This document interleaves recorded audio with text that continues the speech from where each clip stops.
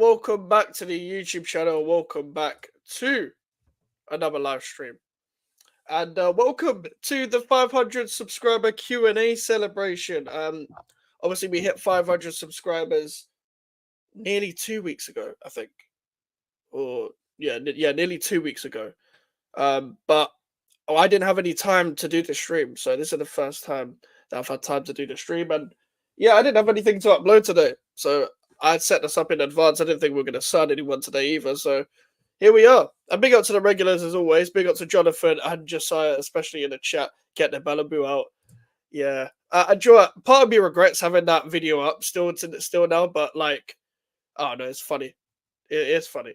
But yeah, I don't even want to go near a Malibu bottle ever again. Because I was throwing up a lot after that birthday stream.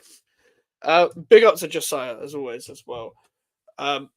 But yeah, we're gonna get into some of the pre-done questions that were asked. But make sure to ask your questions as well in the live chat. They can be football or non-football as well. But we will go through some of the questions as well that have already been asked via the YouTube community page and the Instagram. If you guys want to follow me on social media, it's GVO Mikes on Twitter, Instagram, and TikTok. Just setting up the banner. And yeah, let's get into it. Barcelona playing, yeah? Fair enough. I haven't seen who's playing and stuff like that. Big up to Carl as well. Big up to Taz. Hope you're doing well, my bro. Thank you as well. The 500 was the goal that we were trying to hit before the end of the year, and we hit it in August. So I'm very happy with that. Obviously, that's down to you guys as well. But let's get into, first of all, I'm going to come to ask your questions in the chat, and we'll come to them. But I'm going to answer the first questions that were asked on the community page first. And these are a bit of joke questions and stuff. For some reason, you guys might have seen in YouTube chats, Nachalini, he found my channel. He's found my channel. Oh no, it's a parody account of Nachalini. There's a parody account of a Garnacho stan. Yeah, okay. And he says Garnacho over Kudus and Bowen. Yeah, not in a million years. Bigger, and obviously, Jonathan, I saw your first question on the community page where you asked English or Spanish, and then you edited it to how was your day? I didn't even get the English or Spanish thing. I don't get it.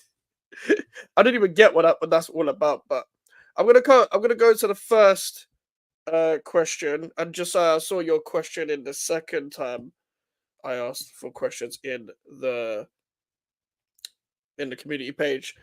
Yeah, Jonathan, there is a parody account of Nachalini. There's a parody account of Nachalini, and he found my community page. But big up to yourself, Wasim. I'm going to come to your question in a bit. So Josiah, you asked, what was your worst experience of the night out? Let me just get the actual question up, just quickly. What is your worst night out? So, do you know what it is? When it comes to like night outs and stuff as well, like, I've already been to like proper club like once, and I went last December. It was in Islington, and that wasn't even that bad. It was actually the day before West Ham faced Man United, and I wasn't even hungover. I didn't even have that much to drink, but I didn't have anything to eat, so I kind of had to travel from Islington to Stratford, which wasn't that bad. Don't get me wrong, but it was. I had to wake up early in the morning to get there because we were the early game. So I had to go from, I can't remember, it was some North London train station to fucking Shoreditch to Liverpool Street, and then to get there to Stratford. I've been in Shoreditch many times. So I knew Liverpool Street inside out pretty much because I went to college there. But if you're talking just official night out, I will say this: I'll give you my worst ever drinking experience. Was not worst ever, but was my first ever time properly drinking. It was with my old primary school mates. Met up for the first time in a long time, I think. And we were just drinking vodka in the parks and stuff. This was the second time I ever properly drank. The second time I ever properly had alcohol. Like, had alcohol here and there. But this was like, what, 2021? Like, summertime? This is when you were like allowed to be out in groups and stuff. And started drinking there, and I pretty much we had something to drink. We then sobered out, had some McDonald's, and then we went back to drink again in a park. And yeah, let's say I had too much. I had too much. I had too much to drink. I think I had vodka. And we then tried to sober up again at a KFC. And as we were walking back to where I live, I was thrown up in the corner, pretty much on the street. So that wasn't great, and that was pretty much my introduction to drinking. For some reason, I went to carry on drinking in future night outs and stuff. But I've had better night out experiences than that. In terms of like maybe not club experiences, but just going out drinking and stuff. Like that's the thing with drinking. You gotta be careful when it comes to this shit, man. But I don't really like that Malibu what the Q&A where I had the Malibu and stuff has actually like deterred me away from drinking even more. Big up to Johnny as well. Everyone, get your questions in the chat. We'll come to them, but I'm gonna now go to the Q&A. Well, not Q&A. The 4 questions I had from Instagram, all asked from pretty much my friends and stuff like that. So big up to my mate Tashan, who you won't know because off camera friend. I was sticking on the topic of alcohol. What is your favorite beer? Was the next question. I don't actually know. I think I'd say Coronas. If you go to my match reaction for the Conference League final, which is pretty much the main video you can click on my channel, I was down in Coronas pretty much. But you can't really get drunk from Coronas if you have a lot and if you can tolerate alcohol. Like Coronas are nothing because but you could take beers. Like the beers don't have that much strength to it when it comes to like actually getting waved and shit like that. But I think Coronas. I also had too many Coronas on a time where I was already drunk, and I thought buying Coronas would be a good idea. And yeah, that didn't work either. I can throw up. I do throw up when it comes to drinking if I have way too much. The problem is, I always think I'm not. Oh, I'm gonna know my limit this time, and then I never realized that. Oh, do you know what? Maybe it's time to stop. Like when I was doing that Q&A for my birthday, and I was just sitting down and with you guys, we're bouncing off each other like questions and stuff like that. I thought, you know what? I'm fine. I'm fine. I'm just gonna keep drinking. I'm just gonna keep drinking. Uh, but I didn't feel anything until like the last hour. Then I was like, okay, I'm a bit fucked. But I thought, nah, I'll be fine. I can have a little bit more. Yeah, as soon as I turned that stream off, it was like half an hour later. I was throwing up for the next 8 hours probably. Like I went to bed and then I got back up to throw up, and then I was throwing up for the next 5 to 6 hours after that. So that was long. That was long. That's why don't have Malibu kids, even though most of you in this chat are probably my age or older than me. Big up to Alfie that asked a question on my Instagram. Obviously, you guys know Alfie from my channel already. Who appears every Monday on the channel, the GVO show. That's going to be a weekly thing. Why do you always wear shorts? Now, a lot of you guys don't know this, but no matter what the season is, I wear shorts. But it could be snowing. I'm going to be wearing shorts. I'm going to step out in shorts. The reason why I do this is because Alfie actually knows me from college in 2019. We went college in 2019. That's how we met. And he was always there was always an inside joke in college like, why are you always wearing shorts? Is it cold? Don't you think it's cold and shit like that? But listen, if I wear a hoodie and trousers, yeah, I'm gonna overheat and start sweating. If I wear shorts, I can have freedom. My legs are free, so I can cool down, and I've got the right amount of warmth and coolness to my body where I don't have to over sweat and then get a fucking headache. So yeah, that's why I wear shorts. And people always ask me, why do you wear shorts? Till this day. So if you see me out and about, I'm probably wearing shorts. The last question, well, not last question from Instagram. Last 2 questions. I'll go to this one first. Big up to my mate Charlie, not the Charlie that appears in the chats. It's just my mate Charlie. Do you miss Foundation Football? Foundation Football, by the way, is a camp where you can go like when you're like younger than 16 and shit. You can step out, play football, and with like people your age and stuff. And that's how I met quite a lot of people that I follow on Instagram because we knew each other before social media and stuff. Charlie's a West Ham fan as well, funny enough. I do miss Foundation Football, to be fair. I do. It was a weird time because like you could just like it was in between like school holidays and shit where you could just like go and play football. It was just fun. Like you got to see people that you didn't really see often because I didn't go to school with these people. I just went to play football, and it was good to link up like every half term, every summer holiday, every Easter holiday, etc. That was fun. Like, got to do penalties, old school World Cups. I went there from like when I was 7 years old to when I was 16, so I was nearly there for 10 years. And when you can't go there anymore once you're older than 16, so when I started college, I stopped going. Uh, so is what it is. But yeah, I do miss foundation football, bruv. Melon just asked me for the link. Hold on. Okay, I'm gonna get to your questions as well. We're gonna get Melon in the stream as well. You guys know Melon. He's been on Q&As before, so give me a sec. Big up to Jojo as well. Get the likes up, people. And Villa fan, I'm gonna come to your comment in a sec. We're just answering questions. Hope you're doing well as well. Okay. I'm gonna send it on Twitter. Okay. Let's go to Kyle's comment.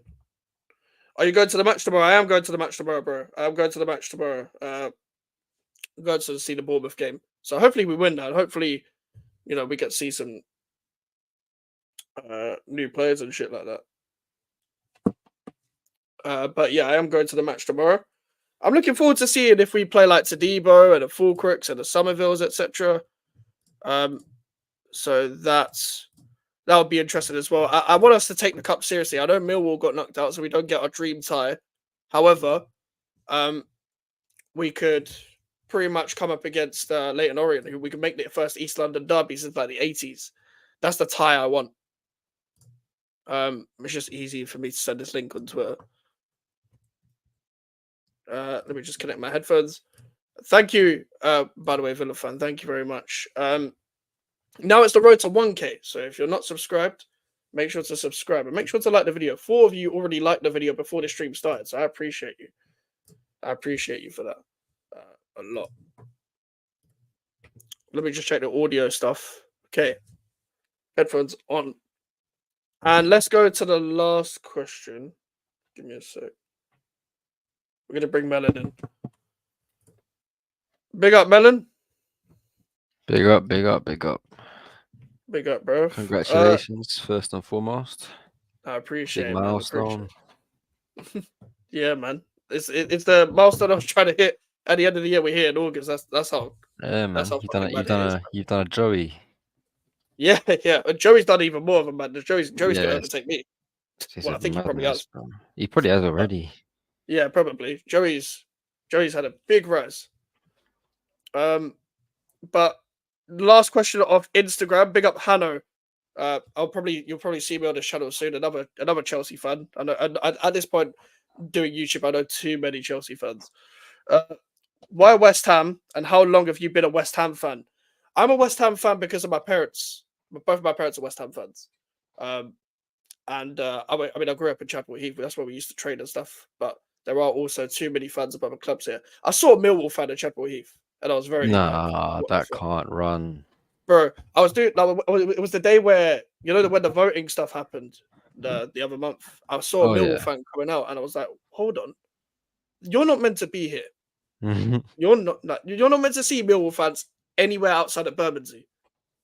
Like, that is not meant to run. I can't lie. But yeah, I'm a West Ham fan because of my parents. So simple as that, really. Should have scrapped him. You know what's funny? I remember I was walking across my road and literally me and the Millwall fan went past each other like we're about to do some Western standoff. But no, it was just like one of the weird experiences. But I don't know why Millwall fans have managed to reach this area, man. Why you infiltrating Redbridge, man? You don't need to be here. Like, all 5 of them. But I'm going to go to the questions, to the comments. What is your best? One? Oh wait, your one's in. Did you message your one? I messaged yours on Insta. Oh yeah, underrated West Ham moment. Oh, underrated West Ham moment. One that's not talked about as much, maybe. I'd say. Do you know what? I would say when we beat Liverpool in the FA Cup in the 15-16 season at Upton Park, it was a FA Cup replay. Ogbonna scored at extra time, like right at the end. Like, we talk about a lot of like last minute goals at this club, but it's just like that one we don't talk about enough. And that was a big moment. Yeah, Upton Park is a brilliant stadium, man.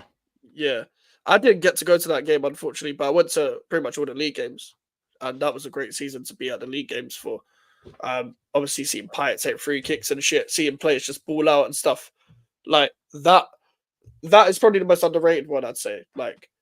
If if we talk about the Lanzini last minute, obviously we talk about the Jared Bowen one against Fiorentina. We talk about um, goals against Man United in the past, like the Winston Reed header when we made it 3-2, etc. But like that one doesn't get talked about enough, and a lot of the big moments in that happened in pretty much that same season as well. I was talking about this the other day. As much as we've had better teams, not many of the recent West Ham teams could probably beat that team just because they had Payet. Like you could not many teams could even handle Payet, like even the Yeah, big teams then, because the league wasn't great then anyway. But that Leicester won the league that year. yeah. That But that was such a weird season, like yeah, you especially guys for were us. mid-table.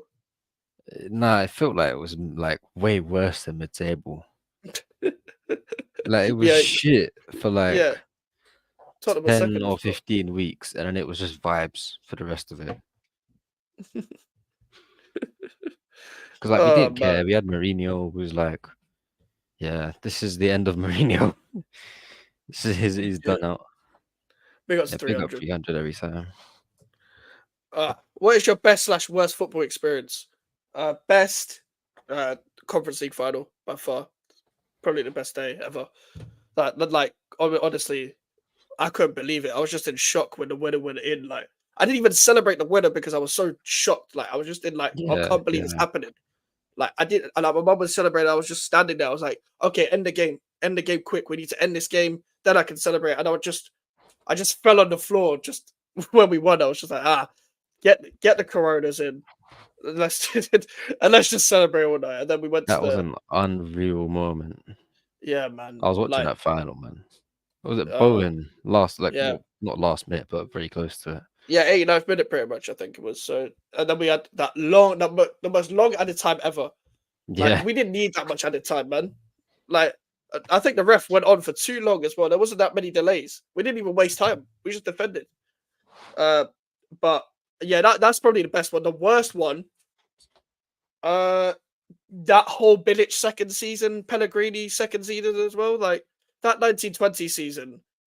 I was do you know what it is? I was still into football then, but I was refusing to watch West Ham games. I was refusing to watch them because I was just like, I'm not watching this. Get this guy manager sacked, and then we can go on. And then we rehired David Moyes. I was like, oh, for fuck's sake! But then he kept us up and whatever. But that 1920 season was depressing. I was like, I didn't even like the London Stadium era as it was, and because of what we were promised, and we were promised to go to the next level and shit like that.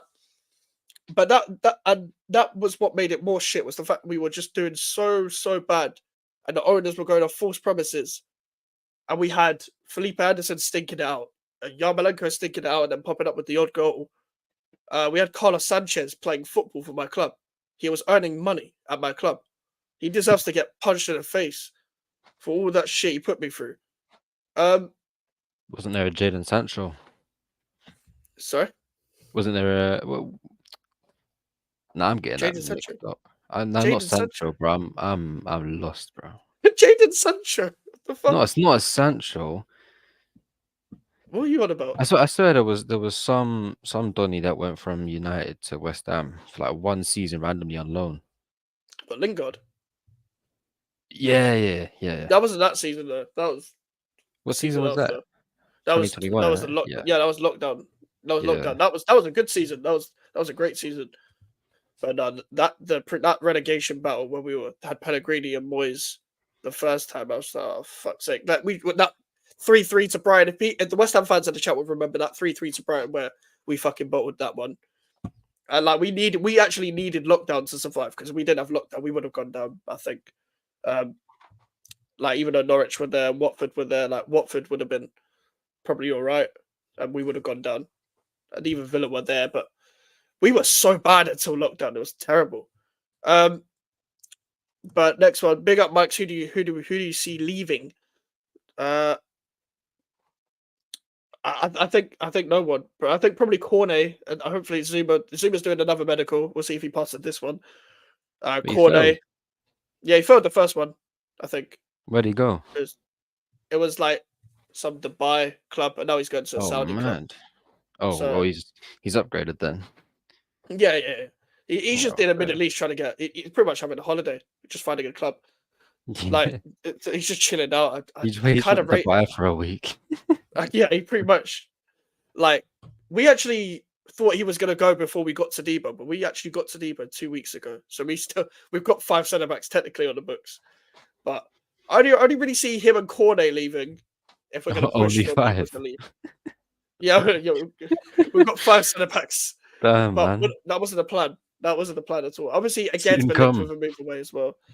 But I don't think we're going to sell again at this part of the window because we need to find another replacement, as we do need 4 centre backs, not 3.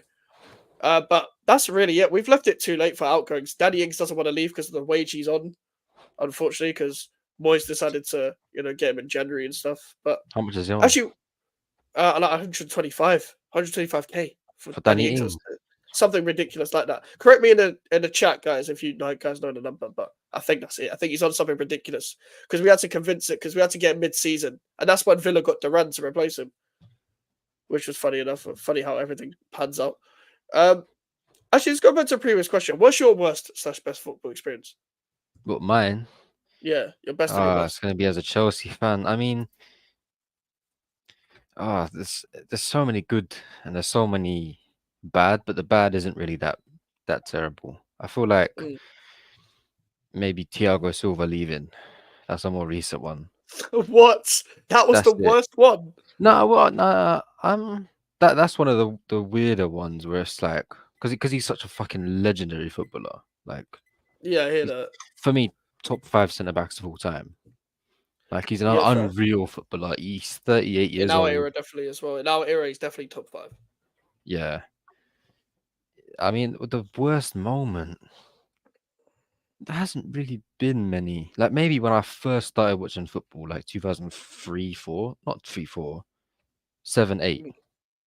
Yeah. I think it was the 08, 09. Was it 7, 8 or 08, 09 where we got to Champions League final and Terry Oh, the Terry ripped slip. that. That was one Yeah. of the worst because that was one of the first Chelsea games I ever watched.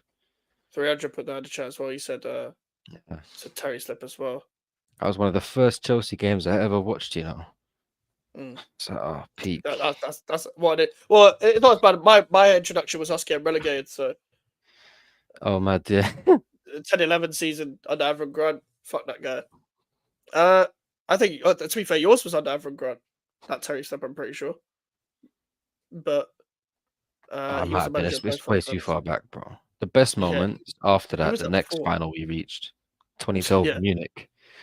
yeah, I remember that final. The jubilation, bruv. Oh Mm. my days. Easily, like, probably one of the best moments of my life.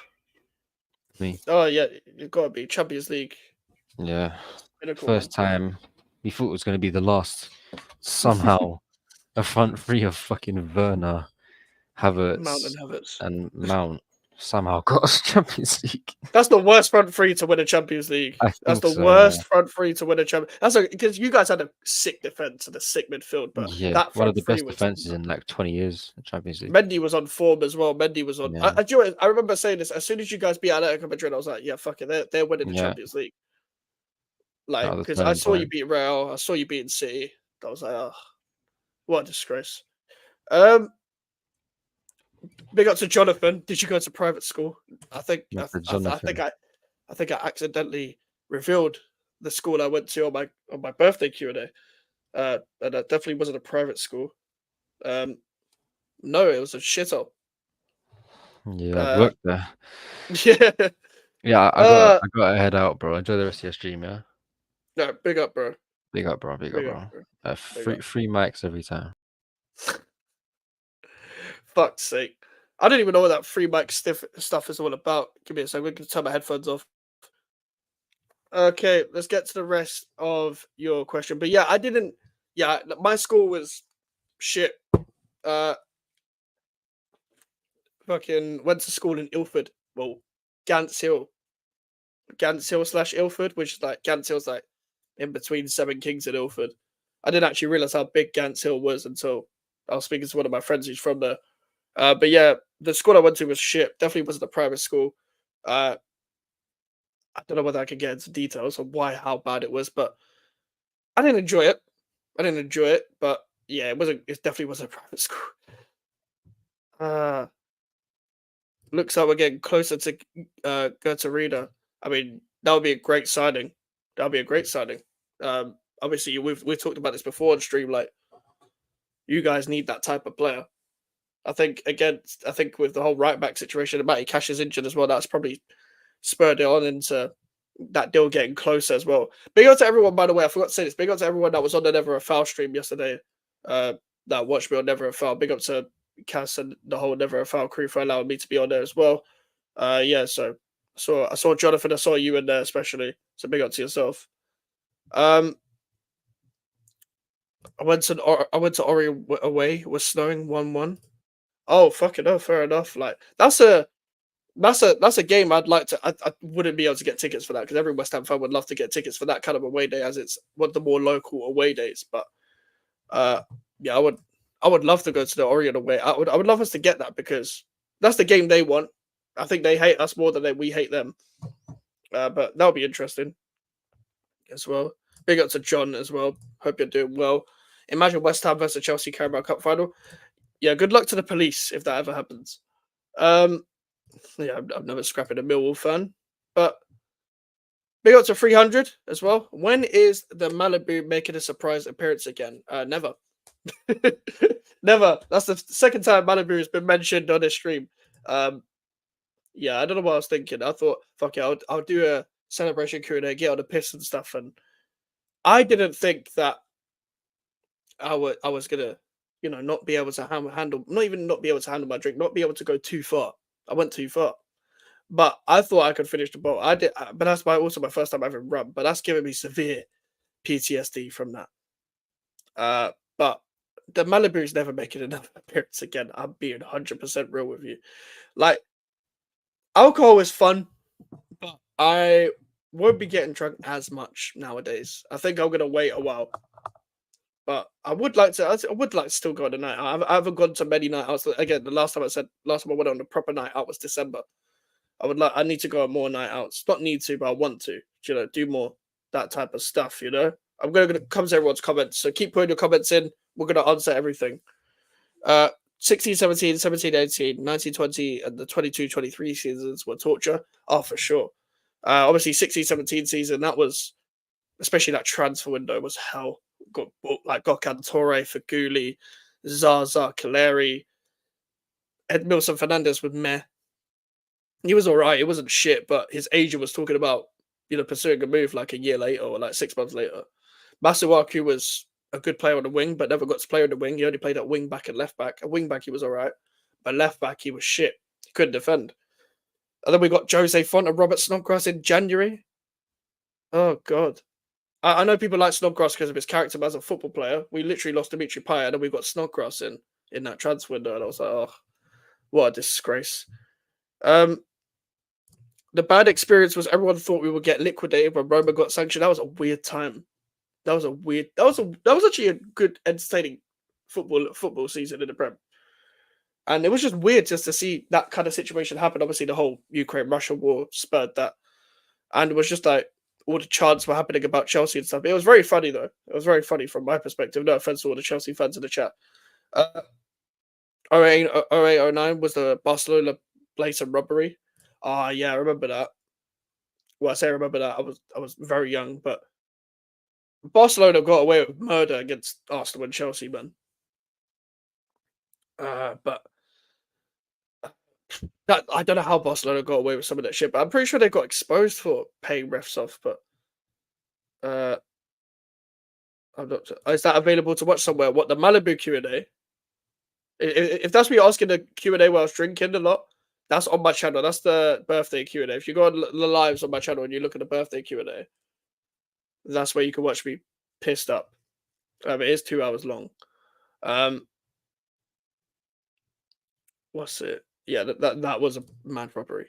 The only reason Terry took that PK was because Drogba was suspended for the game.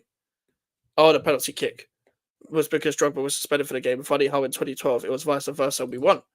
Yeah, you got your get back. Unfortunately, man, you guys have got 2 Champions Leagues now. Like, John Terry, like someone has to step up in it. Do you know what it is? You can't even blame someone for slipping. No, I hate John Terry, but like just in general, when you talk about players slipping and they get laughed at, it's just unfortunate. Like they can't, um, they can't, they can't really be blamed for that. You know what I mean? But it's just unfortunate when shit like that happens for them. But yeah, it is what it is, man. It is what it is. That's just unlucky. It's what like at the, it has to be on the one crucial moment, one of the biggest moments of your career, where you have to step up in a pressure situation to take something, like especially a penalty in a penalty shootout as well, where you can't go for the rebound and rectify yourself if you're lucky, and you slip there. It's bare annoying for the person taking it. Uh, how did West Ham beat Chelsea back in 2008? I was 5 years old, so I would not be able to remember. Um, we were probably shit then, from what I know.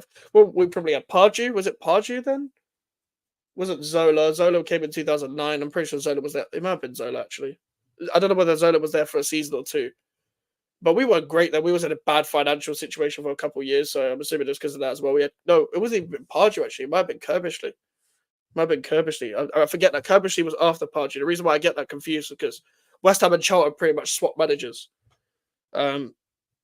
Which was funny enough. A good debut, appreciate it, bro. I'm not subscribed, so I couldn't comment, but I watched.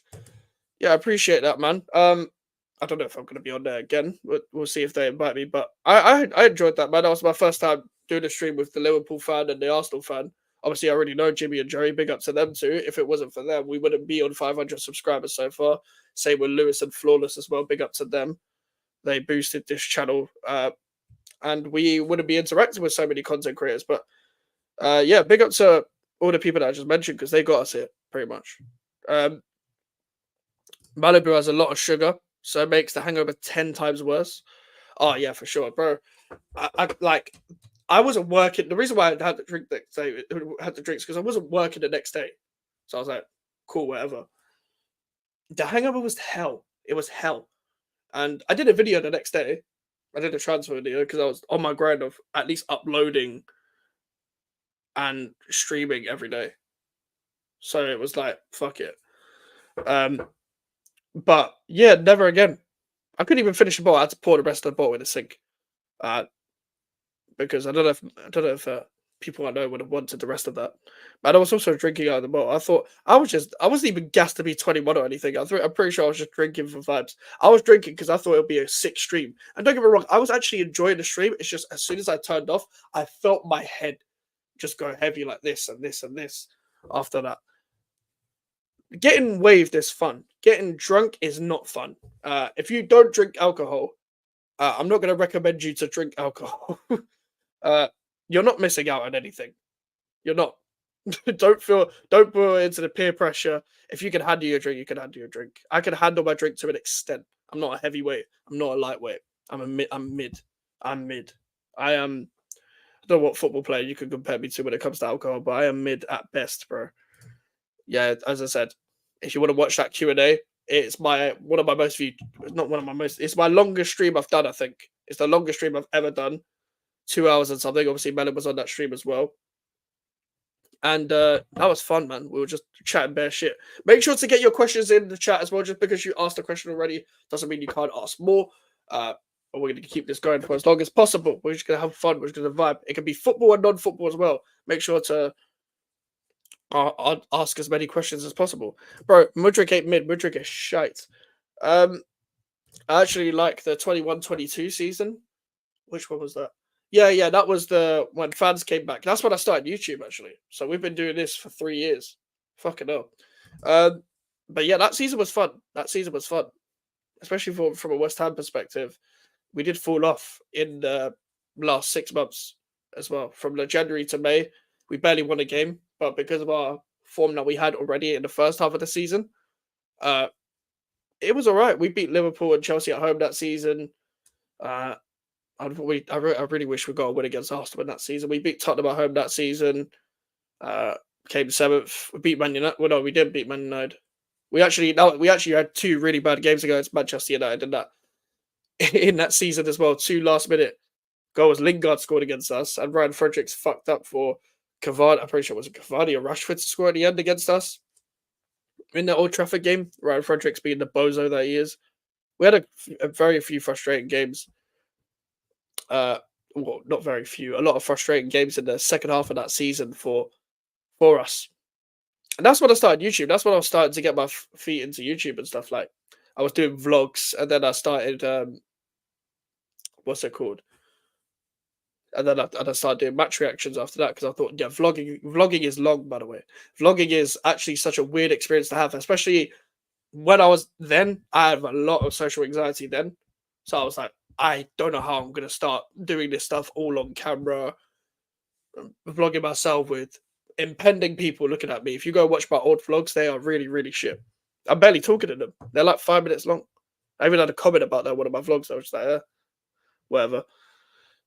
Never a Foul was lit yesterday. Do you know what? It was a really good stream. It was a really good stream. A lot of funny moments as well. Obviously, I forgot the Arsenal fan's name, but him and Jimmy were going at it, obviously, and that was funny as well. We were talking about Gordon and Anthony Gordon and stuff, the whole Sancho Sterling thing as well. So go watch that stream from yesterday if you haven't already. That was actually really fun to do. Not gonna lie, talking about Chiesa and stuff as well. So that was interesting. But that was my first like panel debate. I'm pretty sure I've ever been in. Well, not first, like first heated panel debate. I've been in Sarcasm City TV once, and I've been on Shameless FC 3 times. So I guess that's the other closest I've been. But it was the only heated debate I had. I was on that debate with Jimmy and Joey when they were debating about left foot and right foot wingers. I remember that. I remember that one was on when we did a Euros watch along on Lewis's stream. I remember that stream. That was a funny stream. That was a good stream. That was enjoyable. That was probably the best thing about the Euros. I can't lie. I was just doing the watch alongs on Lewis's stream because that was just made it more vibes. Because some of the games were absolutely shit. How did Patrice Evra play for West Ham? He barely played. He played for like 6 months. You can see he was past it. We should have signed him. We didn't need to sign him. I remember that. We didn't need to sign him. But even with Patrice Evra being signed, Moyes was playing 3 at the back because that's when Moyes' first spell as a manager. He was playing 3 at the back. So Patrice Evra cannot play 3 at the back in terms of being the third centre back at 37, and he cannot play wing back either. So there was not really any point of him being signed. He barely played. He would just look past it. He was there for the last Premier League paycheck as well. Like that was the funny thing. That was just like the whole vibes. He was there for pure vibes, put it that way. But that like he barely played. Like we had Cresswell, Masuaku. Like Masuaku was the wing back option. He was actually playing Antonio at left wing back at some point. Stephen was because that's when Antonio was good at fullback, which he wasn't. He could just play there, but he was a winger / wing back. So he played him at left wing back, and he played Cresswell at the back 3. So that's why I did. That's why I didn't get. Big up, bro. I hope you're doing well, man. Make sure to subscribe to the Bayern View, bro. Everyone, get your questions in. Leave a like on the video and subscribe if you haven't already. We're trying to hit 1K as soon as possible. I'm not even going to say before the end of the year because that's probably asking too much. But we're going to get there. We're going to get there. Have we been playing 4-1-4-1 formation as some apps suggested against Palace? And what's this box formation using 4 players I've seen mentioned? We played a 4-3-3 really. But it's 4-1-4-1 at times. It's like a variation of 2. It's like a variation of 2 formations really. Like off the ball, it's pretty much a 4-1-4-1. On the ball, it's a normal 4-3-3, but it's quite a rigid 4-3. To be fair, at times in possession, it's a 4-4-2. So it's a bit of variation of a lot of formations, really. And the box formation, sometimes that's used where teams are playing 4-2-2, so they're playing 2 number 10s. Like sometimes Villa play that, Chelsea play that sometimes when they invert the fullback with the 6 next to the 10s, and it's a box in possession, so pretty much playing 4 in midfield. Like a lot of teams do that when they invert the fullback and they make it a 3 with the 3 defenders behind it as well. I'm just streaming for as long as possible, bro. I can pretty much stream for the next 2 hours if I really want to, but I don't know. We'll see. It depends. It depends, bro. But that is pretty much it on the box formation. Big up to Scott, as always, another regular. Do you think Duran is coming? Probably not, mate. I don't think we're going to even entertain the idea of another striker. I know you really want Duran. I know a lot of people really want Duran. And listen, I'd obviously welcome Duran to this club, but I don't think we're gonna have any more money involved because obviously that whole Tammy Abraham story came out, and that was clearly false. That was clearly false. Obviously Damasio, that guy should never. That guy should just stop. I think he needs to pack it in. I think Damasio needs to pack it in, bro. Not gonna lie. And I think that Nicola Shearer guy needs to pack it in as well because that guy has been living off reporting fake news for the past however long he's been doing it. But yeah, that Duran stuff, like Villa held out for 40 million. And I'll be honest, I know people wanted Duran, but 40 million? Nah, man. Nah, we wouldn't be able to spend money on other players otherwise. So if we had got Duran, I don't think we would have had the full transfer window that we would have had. The full quick one is much more cheap, is much cheaper than people think as well. Um, Congratulations on, by the way, on hitting 500 subscribers. Thank you very much, Scott. You've been here for a while, so you're one of the day ones, pretty much. Big up to Josiah. The Euros was boring. I'm glad the Premier League is back. I don't like the international break. What's the point of it? That's the thing. Like, when there's friendlies and stuff, like that's when it really annoys me. I think what they need to do is they need to find another way to structure the international break where it's not like 3 games, 4 games, and an international break, 3 games, 4 games, and international break, 3 in a row. Like, we can't really settle into the season. I don't think there's winter break this year. I think I heard something about there's no winter break because of the Club World Cup stuff. But usually in a normal season, there'll be like 3 games international break, 3 games international break, 3 times. And then you get into the Christmas period where you don't really get to settle in because there's 2 games a week and they're all bunched up into once where every team is getting injury. And that's where the football quality goes down and the schedule's just hell. Then you get into January, there's winter break. Then you get into 2 months of football. And then there's another international break. There's too many breaks where there's footballers playing more games. You see, when you get into the international break where they're playing friendlies, fuck that. Fuck your friendlies. It's time for club football. Let them play club football. Let them have a proper break in the summer because footballers don't get breaks in the summer anymore. Because even if there isn't a tournament on, they do Nations League now, which is stupid. Or they do international friendlies in the summer, bro. Which is what I don't like. Which why I don't like. These footballers aren't getting breaks. You see the internationals that you see all the time. They haven't had a break in the past 5 years, really. And people are gonna be like, yeah, but they're rich millionaires and all that. But they're not gonna have a proper career. Half of these men are gonna look fallen off at like 32, which is what shouldn't happen. Which, despite all the sports side of things, you can't stop. That's why some of these players look tired all the time. And that is that I don't know why that doesn't get spoken about enough. I think Varane, when he came out and spoke about it a few years ago, people just dismissed it. Oh, you're a footballer, you make bare money. No, he was speaking facts. I think Lobby will play Fab, Cresswell, Tadibo, Mavropanos, Sifa, Somerville, Ward-Prowse, Rodriguez. Assuming that means Guilherme, Fulcrook, and Bowen. What, 4-4-2? I don't think he'd play Fulcrook, Somerville, unless no Guilherme in a 10. Guilherme in a 10, I guess. I think Cresswell will play. Tadibo should play. I think Aged might play tomorrow. I think Sifa should play tomorrow so we can play Wan-Bissaka on a weekend. If that's the case. I think Ward-Prowse should get a game. I think Somerville should play. I don't want Bowen. Actually, I don't mind if Bowen or Kudus play tomorrow, but don't play both of them. Don't play both of them. Just play Somerville on the left as well. Just keep the content coming, my bro, and put in that hard work like you are, and it will come. Trust me. I never thought I hit 1K, and I'm over 3.5. Yeah, you're doing bits, my guy. You're doing bits, but yeah, that's the goal, bro. Like I think we're due to hit 1K very sooner than we even realize because I've never grown like this, guys. I've never ever grown like this, and it is due to me collabing with people and being on other channels as well. So they've given me a real boost. And big up to the Bayern View. He's one of the people that have allowed me to be on their channel as well. Big up to Strasbourg Steve was on his channel. Big up to Lewis. Big up to Joey. Big up to Jimmy. Big up to Flawless. They've all allowed me to be on their channel before. Big up to Cass yesterday on Never Felt. Like that has helped a lot. And it's the streaming and it's the core audience that you guys that keep coming back. I see the same names all the time. I see Josiah, I see Jonathan, I see John, I see Scott all the time. I see Damien when he's here, Charlie when he's here. I'm not going to forget you lot in the chat. Am I?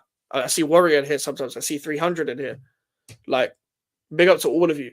Big up to all of you because that's why we're here. That's why we hit 500. I think if I wasn't collaborating as much, I would have hit 500 by like just before the end of the year. When I was targeting that at the start of the year, it's because I hit 100 subscribers one year, then I hit 200 the next year. I was like, fuck that. We're not going to just go for 100 subscribers. And again, we can't keep doing this every year. So let's target 500. And when you actually put a target out into the audience, it actually works within this whole YouTube thing. And it helps when you're collaborating with people and you're networking and stuff. Yeah, we're here now. And it is down to luck, hard work. I'm not really working as hard as I should. I could work harder, but once I get my personal life intact, where I can schedule things around my personal life, then I'll be working double times as hard because I've got stuff to move around in the lifespan off camera, so I can properly give you proper content. Because this season is going to be good, man. So you will get there, and I'm here for it. You're a good lad. I appreciate it, bro. You're one of the genuine ones on YouTube. To be fair, I haven't met anyone that isn't genuine on YouTube so far. But big up to yourself, bro. Crazy thing is that Fabrizio worked under Demarcio. That's mad. That's actually mad. And now he's way more credible than him. And he actually even tweeted about the Tammy Abraham stuff today because he works with ex-West Ham employee. Well, he doesn't work with him. He talks to him. So if he actually wants reliable West Ham stuff that isn't from Europe and something that only ex-West Ham employee can get an exclusive of, they probably message more than we think. I think Ornstein does as well. So when Ornstein reports something, you got to wonder if he's actually going to check what ex-West Ham employee is saying first or not, so we actually know whether we're actually getting the right sources and shit. Well done, Mikey. Congratulations on 500 subscribers. Big up to Eamon. Hope you're doing well, my guy. But yeah, thank you for the congratulations, bro. Now it's the road to 1K. Big up to Scott again. Do you think we will draw or beat City? I've got a strange feeling we're going to do the unthinkable this weekend. I mean, if we do, that's great. If we do, that's 6 points. That's 2 wins in 3 to start off with, and we take that. The problem is that we've got an international break right in the middle, so it kind of stops our momentum, but you get the points on the board. You get as many points as you can. If we beat City, that's amazing because we haven't beaten City since 2015. I discussed this on Monday. We haven't beaten City since that 15-16 season where Payet was playing. I think Saka and Victor Moses scored. That's how long ago it's been. Like we drew on Mark Noble's final game for the club. We drew 2-2, and stuff like that. I don't even think we've got a point apart from that since. Oh no, we got a point in lockdown. We drew 1-1 in lockdown where Antonio scored that weird overhead kick. But those are the only times we've tested them a couple of times. Like we gave them a good game when we lost 2-1 in lockdown in that same season when we drew 1-1, where what's it called? Lingard was playing and stuff. And we actually played well. That game, but we still didn't get the thing over the line. Like, I would have loved to get the thing over the line. Just like you just said, X just tweeted. Let me see what this tweet is about. Let me see if I can get this tweet up. Oh, Twitter, why are you lagging, bruv? Oh, he's just confirming what Fabrizio said. Yeah, he's just confirming what Fabrizio said about Tammy Abraham. I mean, yeah, I didn't think we were going to get... We already have Antonio and Danny Ings behind Fulcrook. We were never going to get... never going to get Tammy Abraham. I know we've been linked with him in the past. I would have taken him as a squad player, not as a starter. Hasn't this bloke straight off an ACL to... That's one of the reasons I gave earlier. Oh, so we're also not in talks for Tammy Abraham, according to X, because of the whole recent injury scare as well, which is also why we didn't go for Calvert-Lewin and Callum Wilson, luckily. We shouldn't be going in for them anyway. But those were the people that were like them backup shortlist people, But I'm glad we didn't go in for them. But we need, don't get me wrong, I would have loved a younger striker, to compete at this club. To compete with the strikers that we already have here. But I'm happy with the people we have. We can get the best out of what we have for now. Like originally, I remember even Jimmy DM'd me when the Fulcrook thing happened. He sent it to me and he was like, what's your thoughts on this? Like, I'd like the player, but I would have preferred a younger striker. And he was like, you would have preferred Duran. And I was like, maybe a younger striker that we could afford and stuff like that. I even said that to him then when the news the first time it came out. But I grew to it. Same way I grew with the Wan-Bissaka thing as well. We beat them in the League Cup on penalty. We did. You can actually watch the penalty shootout, my perspective on the penalty shootout on my channel. That's one of my oldest videos. you could hear me in the background talking to my parents on watching that game. That was such a great moment because we were just good, and we like Ariola had a big man of the match performance. Hi, big up to Archangel as well, another regular on the comment section. Big up to yourself. I hope you're doing well. Hi, congratulations again to you, Mikes. Hope you reach 1,000 soon. Thank you, my guy. No super chat contribution option available yet. I don't see one. Nah, not yet. We'll get. I think that's when you hit 1,000 subscribers, you get that, because I ain't even earning money off this yet. I need to get my watch hours up, and then I can earn money from this stuff. I can get monetized. That money, that YouTube money. I can make like 5p from these videos. That'll be sick. That's that fucking side hustle, bro. But I ain't monetized yet. One day we'll get monetized.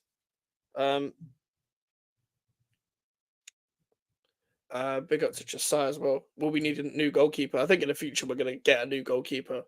I think we're fine with Ariola and Fabianski for now. Fabianski will probably leave. I'm gonna assume this is his last season.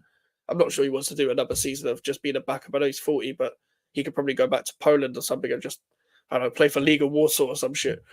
But if he signs another contract extension, we've got our two keepers for another season. But I don't think we need what's it called? Another goalkeeper just yet. We need imperative, another striker and cover at the back, but I know we have to sell Ings and Antonio out. James Ward-Prowse could go, maybe a Ged. Steve Brown and Wan-Bissaka got to play, working as a unit Saturday. Yeah, do you know what? Colin? I think we're just building for what we have now. Like, we've done great for what we have now, but I think me and you know this. I think a lot of people in the chat know this. In the future, we're going to probably need and get another centre back if Ged leaves and Mavropanos leaves, because them two are going to be unhappy that they're probably going to be the eventual squad players, because Tadebo's ours for the next few years. Kilman's started off amazing. If he keeps this up, he's going to be a key part to our squad.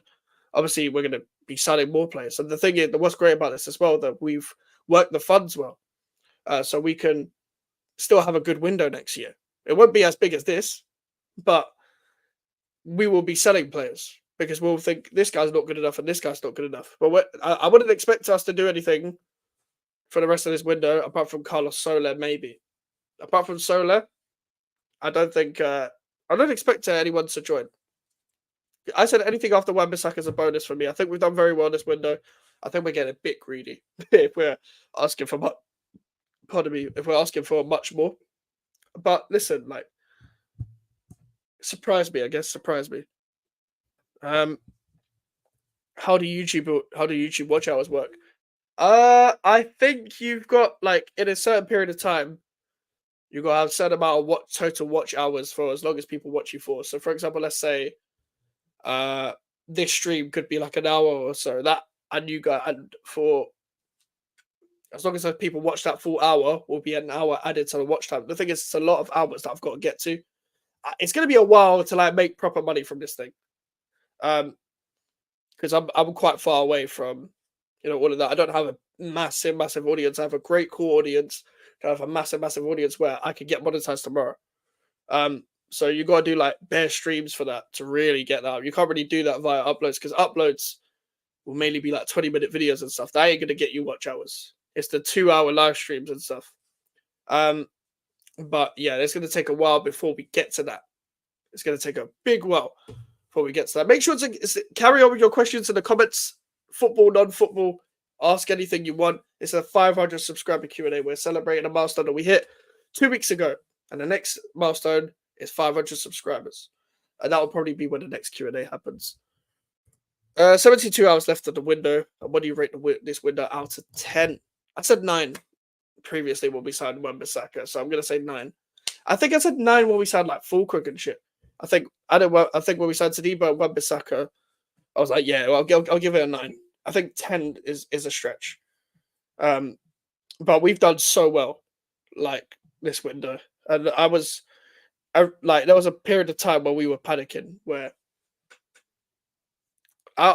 Scott, I answered this question earlier. I don't think anyone's going to leave right now. I think only apart from Maxwell Cornet and Kurt Zuma, I don't think anyone's going to leave for now. Like, there was a period of time when we signed Guilherme and Kilman, And then there was such a big gap to when we signed Somerville. It was like 3 weeks, 3 or 4 weeks, and we didn't sign anyone. We're like, what's going on? All of a sudden, Somerville joins. Guido Rodriguez and Fulcrook join in the same window. Then the next week, we get to Debo and Wan-Bissaka. That's 5 deals in 2 weeks. 5 deals in 2 weeks. I know I did mention Fotheringham, but that doesn't count. Third choice goalkeeper doesn't count. Who cares about that? They waited until Wednesday to announce Wes Fotheringham so they can say Happy Wednesday. That's cringe, bro. That is dying of cringe meme right there. That is proper dying cringe gif right there. Like that's shit. All of that just to say Happy Wednesday. That's the worst thing they've done. Forget the basic announcements and stuff. We're not here to play games. I get people want proper announcements. They look at the amount of players we sign. We ain't got time for that. As soon as the one player goes out for the announcement, another player comes in. I get we could have been more creative, like we did for the Mohamed Kudus one as well. But yeah, big up to Andy. Do you think with all their good signings, Ipswich will stay up? West Ham qualify for Europe? It was funny before the Jack Clark signing, before the Sammy Schmodic signing. I said Ipswich were going to stay up because I know they signed Muric and Dara O'Shea, but I don't think they're making the same mistakes as Burnley. Now, Muric needs to fucking fix up because that guy, it takes too long with the ball when it comes to distribution. You cannot do this in the Premier League. You should have learned from last year. But let's think about it. Jacob Greaves is signing. Amari Hutchinson on a permanent deal. You got Schmodic and Delap, and you're signing Ogbene, the guy who was really good for Luton last season as well.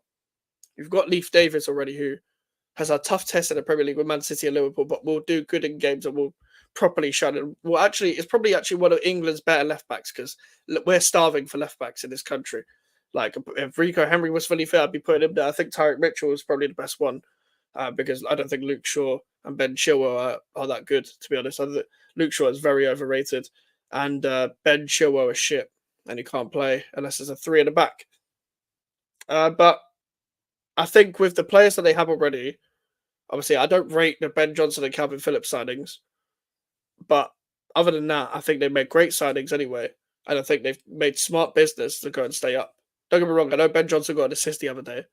But you could get the assist with all the space that Man City were giving him. You're not going to get that much space in other games. It was a great ball, though. It was a great assist. But with the likes of Sammy Schmodic making the step up and all these players from the Championship that are going to naturally make the step up, you haven't signed too many players where it's like where it's going to be hard to gel all those players together. The mistake Burnley made last season was they signed about 40 wingers, and they left pretty much their whole current crop of the Championship that got them up in the first place out of the squad. So Cullen was playing at times, Brownhill was playing at times, but they signed Sander Berger. Fair enough, he's a good player, but Benson was doing well in the Championship. Like Zarari was doing well. But Benson, we didn't see Benson for pretty much the whole season. And he was one of the better players that got Burnley up in the first place, and he got benched. Like they needed ball playing centre backs that can properly defend in the high line and that can defend in an organised state. And they didn't get that. And they were just making mistakes from the back as well. But it wasn't even like they adjusted to the games. Like what Kieran McKenna can do, he's slightly more pragmatic where he can adjust game by game. And he's slightly smarter tactically for a team that wants to stay up, for that level of team. Obviously, I think Company will do well for Bayern Munich. But Ipswich have a better manager for that state of trying to stay up.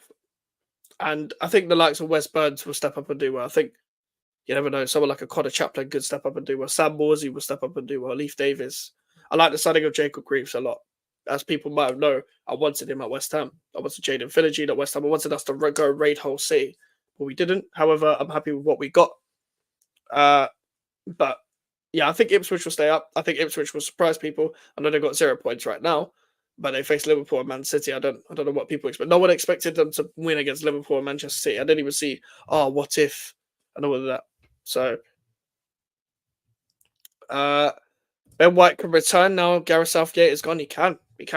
That's actually kind of the right back option that England need, especially on like Lee Carsley. He's probably going to get the full job. Let's be honest. He's probably going to get, regardless of what he does, he's going to get the job because the FA only hire in-house as of recently, as we've seen with Southgate already being the under-21s manager. he will suit the Lee Carsley football, playing better football, playing through the lines and shit like that, better in possession. I think Ben White, Trent, and Reece James need to be the permanent right back options for England if Reece James is alive. I think Kyle Walker and Trippier need to be shifted out and not picked again for England, especially after that Euros showing Trippier and Walker were absolutely shite.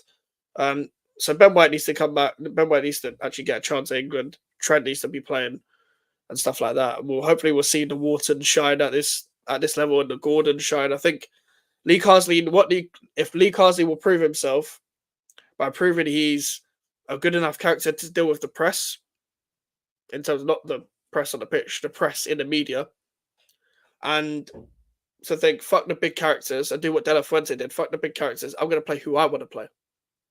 I'm going to play these players because they suit what I want to do and how I think that England could win stuff. That's what he needs to do.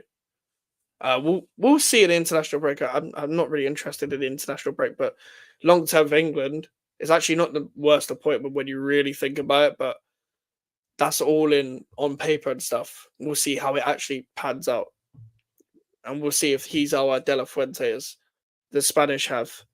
Lopetegui's birthday is tomorrow. Big up the gaffer. My friends who work in the city tell me takeover bids are coming before the end of the year, likely to be American and Middle East money. They tell me when the Icelandics took over. They took over first, so that was nearly 20 years ago. So they told you when. What? So they told you when like Kirbishley and Pardew and them man were manager. If we get Middle East ownership, that's the dream, isn't it? That's the dream.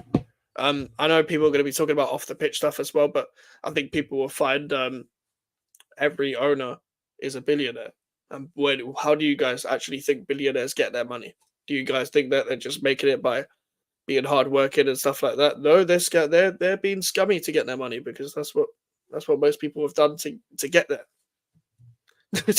Like I'm not going to play the moral high ground and have this moral compass when it comes to but this owner's bad and stuff like that. I'm not going to. If you look into the history of most owners in football, they're not the greatest of people.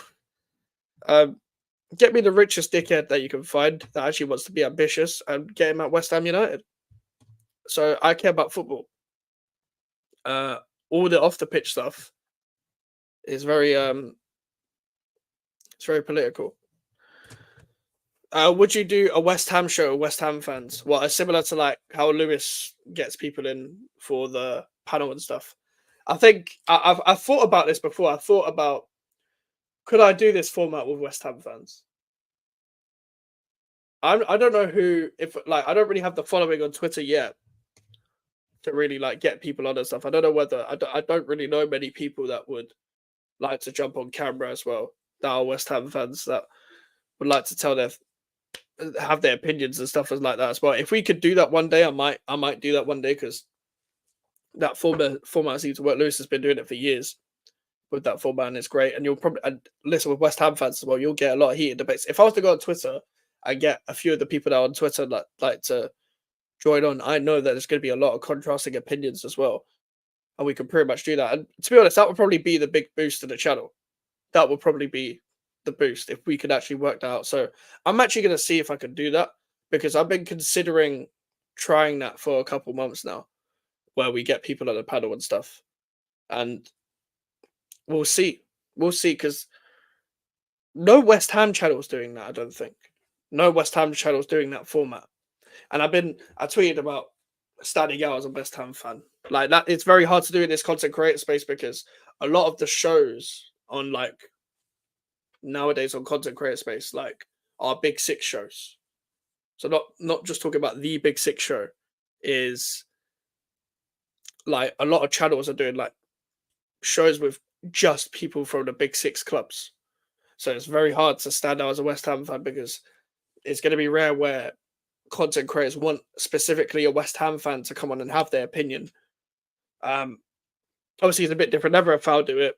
Football 12 Man podcast do it, but that's only a couple channels. So we kind of got, if you kind of want to blow up on YouTube, whilst being a fan outside the Big Six, you kind of gotta go outside the box. I think I'm one of the few solo West Ham channels, as in I'm one of the few channels on West Ham YouTube that's just one man. Like nobody else is like I have guests on the channel, but none of them have ownership. None of them have logins to the channel. I think I'm one of the few. I think West Ham unofficial. Big up to Jake. I think he's a solo YouTuber technically as well. I know he gets guests on the channel as well, but I think he's technically a solo YouTuber. Big up to Johnny again. Aaron Wan-Bissaka and Kilman to get in the England squad, please. I mean, for me personally, I don't, I don't care if West Ham players get in England squad just because we can go under the radar. We can keep our players fully rested. And you're probably thinking it from an England perspective as well, but I don't think any of our players really are going to get any shine. I think Jared Bowen's going to be the only one that actually gets called up. I think, obviously, there was a bit of talk. I think Ward-Prowse should have made it last year in the first international break, but he didn't get any recognised either. It took for Declan Rice to properly be respected to go going to Arsenal, and Jack Grealish the same from going to Aston Villa to Man City. And then again, it was under a different regime, but that's always been a political thing. But then again, a lot of Crystal Palace players have shined through. But we will see. Like, I think Kilman wants to get in there. Wan-Bissaka still rejected the Congolese call up. I think Wan-Bissaka should have accepted the Congolese call up a long time ago. But then again, that means we don't lose him at AFCON. So if I'm thinking it from a selfish point of view, just stay here. Just stay here because then we have to see Vladimir Sufal play football. I used to watch one West Ham fan on TikTok live 2 years ago. His name is Alfie Johnson. I don't know him. I don't know his name. I don't. Well, you've told me his name, but I've not seen him before. I follow a few people on West Ham TikTok, but I've not seen his name before. So I'll check him out. I don't know who.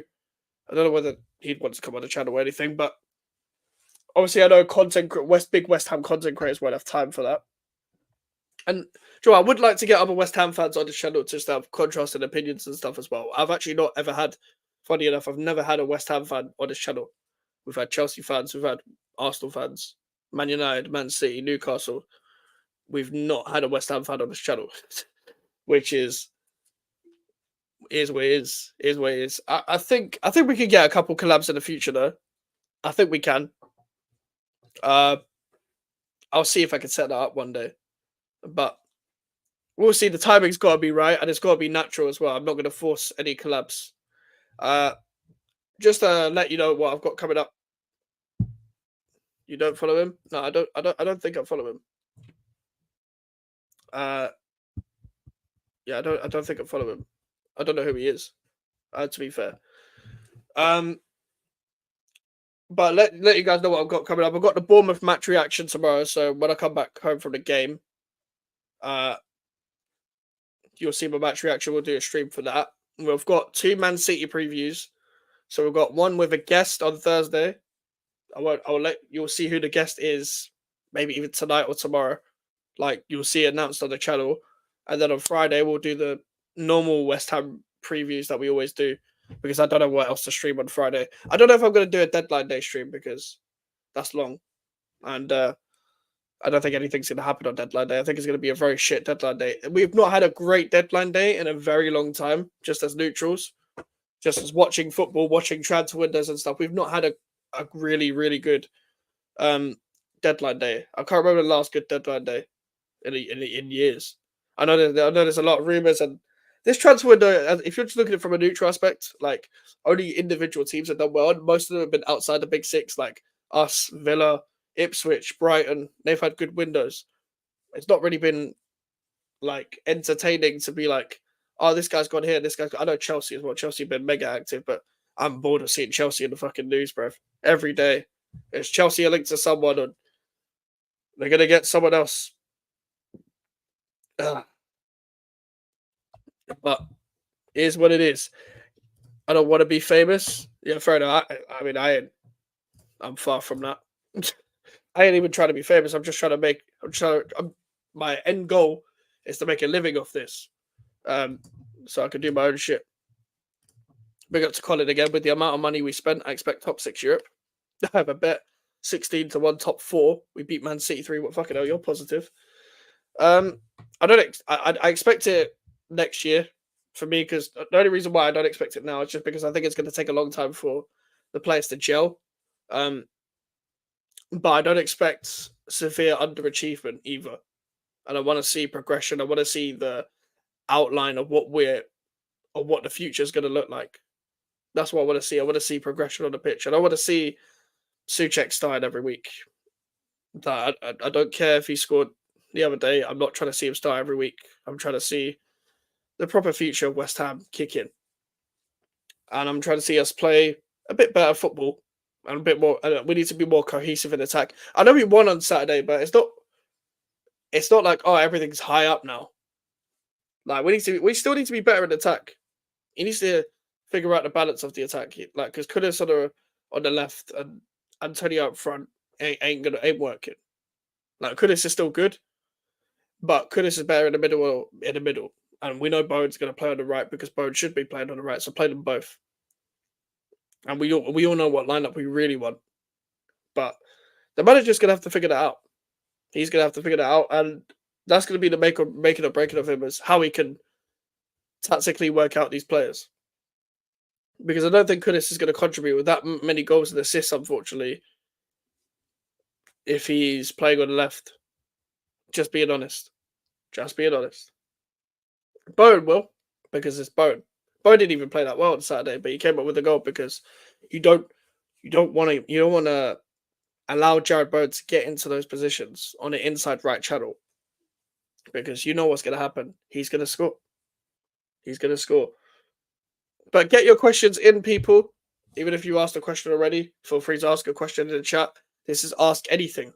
It's Ask Anything Q&A, because this is a milestone, very small milestone, don't get me wrong, but big for this channel because this was our target.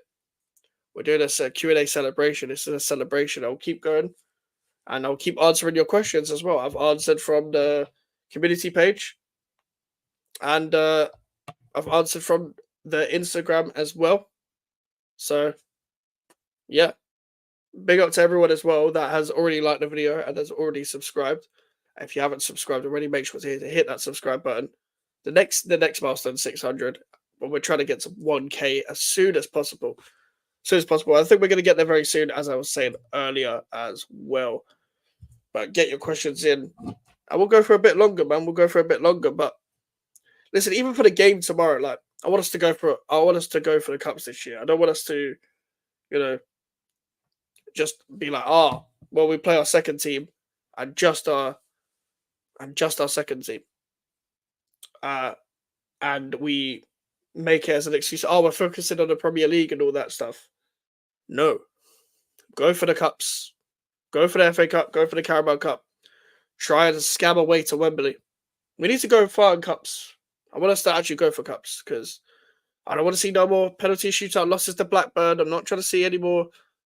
Again, I keep forgetting, who did we even lose to in the Carabao Cup last season? Because I remember we lost to Liverpool, Anfield. I don't want to see us go out the way we did at Anfield, because we could have tested Liverpool.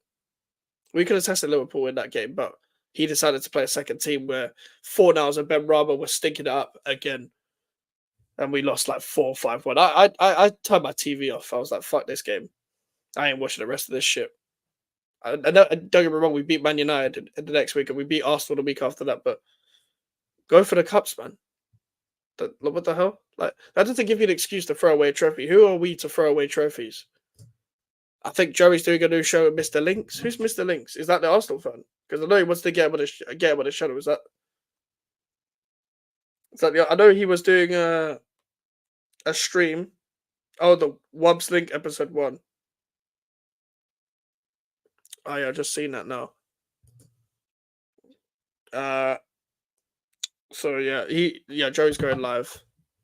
Oh, the Liverpool fan. That makes sense. That's good, man. Like, big up to Joey. If you're not subscribed to Joey, subscribe to Joey as well. He's on the road to 1K just like me as well. He's hit 500 subscribers recently as well. So big up to him. And he's the reason why I was on Never a Foul yesterday. So that's a fun fact for you. And he's been a big part of helping the channel as well. We'll get Joey on the channel soon, man. We need like Joey. We need to get Joey on this channel. But yeah, I want Leighton Orient in a cup. I want us to beat Bournemouth and then get Leighton Orient in the cup so we can have an East London derby. I want an East London derby. I've never seen it. I've only seen us play a pre-season game, and it was fucking boring. It was a 0-0 pre-season game. Fuck all of that. Let's have an East London derby. They hate us. They hate us. It'll be not a cup final for them. I'm not going to do the whole Tottenham thing that Tottenham tried to do with us, even though they've not won a cup final in 15 years. But it'll be a big day out for them. It'll be their big day out. Let's put it like that, because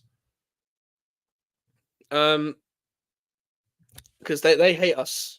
They don't like us for whatever reason. I'm in East London, but we don't hate them because we don't care. What about playing Kudus or Bowen just off Fulkirk? Kudus will score goals there for sure. Yeah, I want Kudus in a 10. I want Paquetá a little bit deeper, or in a 4-3-3, in a left centre mid role, so he can link up with Emerson, and in my opinion, there would be a Somerville on the left. Then Rodriguez or Alvarez deeper, like the deepest midfielder, and then Kudus in front. And we'll see. If we can defend well with that defense, we can go all out, win our midfield. We should be putting it on teams. But I think this manager is too pragmatic. Even though we play better football than we do under Moyes, it is slightly better.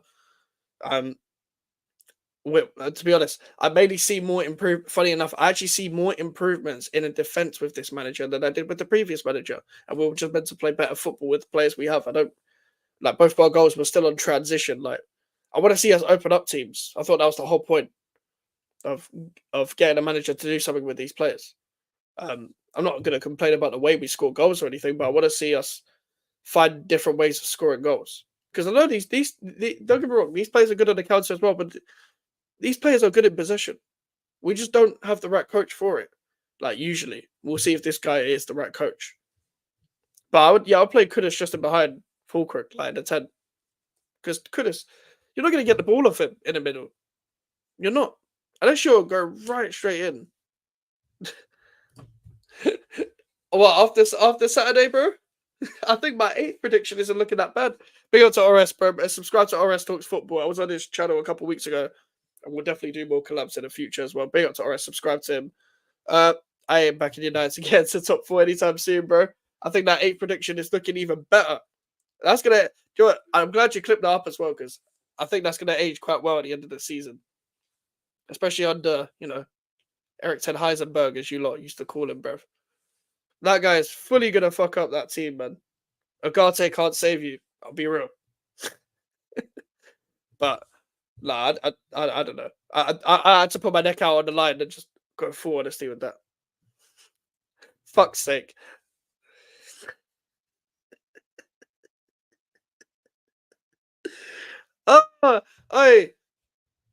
Hey, Jonathan, I told you. Fuck's sake, man. Big ups to your channel on the road to 600. Like yourself, my bro. We're on the same journey, my guy. That 1K for us is both going to come very soon, man. As long as we both keep up the consistency, that 600 will come sooner than the 1K. So yeah, that is the end goal by the ends of it. Make sure to get your questions in, people. We'll carry on for a bit longer.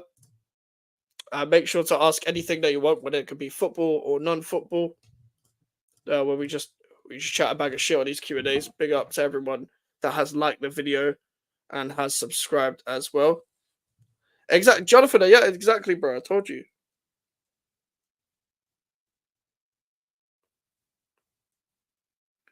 Yeah, I saw. By the way, I saw João Cancelo has just gone to Saudi. Bro, that fall off needs to be studied. I'm telling you, man. I remember that guy was deemed as one of the best right backs in the league. But he had a fallout with Pep, I think. But then again, Pep still allowed him to train in the first team. So, I don't know, man. I don't know. You think West Ham are done with this transfer window? I think unless we get Carlos Soler, we are done. I think that's the only one that we're actually trying to go for, because I think the manager doesn't think the midfield options, especially the number 8, are good enough. So I think he wants Carlos Soler from PSG from there. And then he's going to feel like we've got 2 players in each position that that can compete at a proper level. Where that's what he was saying in interviews. Even after we signed Wan-Bissaka, he was hinting at we need a player we need 2 players in each position. And after Carlos Soler, you think, okay, well, we've got a player in every position now, like that he likes. Whether I think it's good enough or not is a different question. Joy is a great impression of Naciolini, I have to say. You lot could even be finishing higher than us. I don't think that's gonna happen. I'll be real. I don't think that's gonna happen just because it would take time to gel. But if that does happen, that means we'll be finishing in my eyes like 7th or 6th if we finish above you lot. But you never know. You never know. We did finish it. Well, we didn't finish it, but we haven't actually finished above Man United in years. I don't think we've ever finished above Man United in the Premier League, so I don't think that's going to happen anytime soon. Wan-Bissaka was balling out. He was balling out. That goal, the way he was playing, as soon as he came on, he changed the game. We needed Wan-Bissaka to go on the pitch because even the manager saw it. Soufal wasn't doing it. Wan-Bissaka and Fulkrug came on. Listen, Fulkrug didn't do much. He won aerial duels and that. He didn't do much, but we didn't give the ball to him much. But when Wan-Bissaka came on, he was like, okay, I've got the ball now. Get off me, Kamada. Get off me, Tyrick Mitchell. Okay, I'm going to wait for Jared Bowen to go. Okay, here, you want the ball, Jared Bowen? There you go. And then that goal started. I've watched that goal too many times. I've watched that goal way too many times because that's already one of my favorite goals. Like, not going to lie, the way Wan-Bissaka powered through, I was going past players. I'm like, okay, if you could keep this up, then you have proven me wrong already. And I expect instant results from Wan-Bissaka because he's played in the Premier League, but we've needed him. Like, we need him next week. If he doesn't start next week, it's ridiculous because we're coming up against Doku. And listen, Doku ain't the best fullback, but he will have Soufal like any day of the week. He'll have him because this ain't the Soufal 4 years ago. This is 2024 Vladimir Soufal. Wan-Bissaka pocketed him in the FA Cup final. And I think he's used to locking up them type of way. He's locked up better wingers than Doku. So, I was skeptical of the signing, but instantly when he joined and stuff like that, and the idea of having Aaron Wan-Bissaka in our team, it made me like, okay, this could be way better for us. I remember I actually skipped a comment like ages ago, but I'll come back to it later. But big up to Colin again. Ariola, Emerson, Kilman, Tadiba, Wan-Bissaka, Rodriguez, Alvarez, Paquetá, Kudus, Fulkrug, Bowen. In big games, that's what I want. In games where we have the ball more, I think games outside of the big 6, I would like Paquetá deeper and Somerville instead of Rodriguez. In big games, if we don't get Carlos Soler in, that's the lineup I want. I want Alvarez, Rodriguez, Paquetá because then you're not getting past that midfield and defense. You're keeping a lot of clean sheets. You've got the protection in front of the midfield, and you've got the attack to thrive. Again, this is a great impression of Naciolini. Doku is a scrap as well. Beatrice looking like XG. He's our cheat code. Wan-Bissaka is our cheat code. When you get someone that's that good defending 1v1 and like just the way he was playing in possession there, if you can play in possession on that level on a consistent basis, then that is so far good for us. That is top. That is top because then you got Mavropanos playing the way he is alongside Max Kilman, and then you got Tadiba to come in, and you got Emerson who has started really well. Even despite the fact that we lost the first game, he dealt with Leon Bailey well. Leon Bailey hasn't started the season well. And he played well in that Palace game as well. Listen, he wasn't coming up against anyone 1v1, but until Ismail Assar came on, he played really well. He went under the radar. And that back four will need to get used to each other. But it looks like in this system, where as much as we're keeping a high line, we're nice and compact and we're just very concentrated. That Crystal Palace game, we defended really, really well for a team that was deemed as such a great attack, etc. And yes, Elise is not there anymore, but Kamada is a good player. Sar's a good player. Eze is a good player. Mateta, people were overhyping Mateta a lot because of some purple patch. And yes, he scored an overhead kick against Norwich. But we'll see if Mateta's actually going to do it in the Premier League because he went missing on Saturday. I didn't see him. But that could make us or break us. Like, what I want us to do as well is like it's similar to what Eddie Howe done when he came into Newcastle, where the season they got fourth, they built on a defense that was gelling together and keeping clean sheets and staying compact and stuff like that. And there was a period of time where you were looking at burn Botman, Shah, and Trippier as that back four, and you're like, they're so organized, they're so hard to beat, and when they go to St. James's Park, you're barely going to score against them. And it came to a point where their main problem was goals, because when they were playing, they were keeping a lot of clean sheets, but they failed to finish their chances, so they were drawing a lot. So that's what they built on, and that's what we need to build on. We need to build on that, and if we have the attack the way we do, we've got the defense, and we get the midfield right, then we could be a good team. We could be a good team. I don't know about Europe. I'm not going to get ahead of myself. I refuse to get ahead of myself, but I don't, because for me, I don't trust this manager's team selections as of yet, because I don't know what kind of team selections he's going to pick in the future. So yeah, I don't even know if you're actually a real person. If we lose against Liverpool, I'm Eric Ten Hag. You should be Eric Ten Hag anyway. He's not that great, mate. I can't lie. I know you guys won the FA Cup, but yeah, it is what it is. I'm gonna end it there.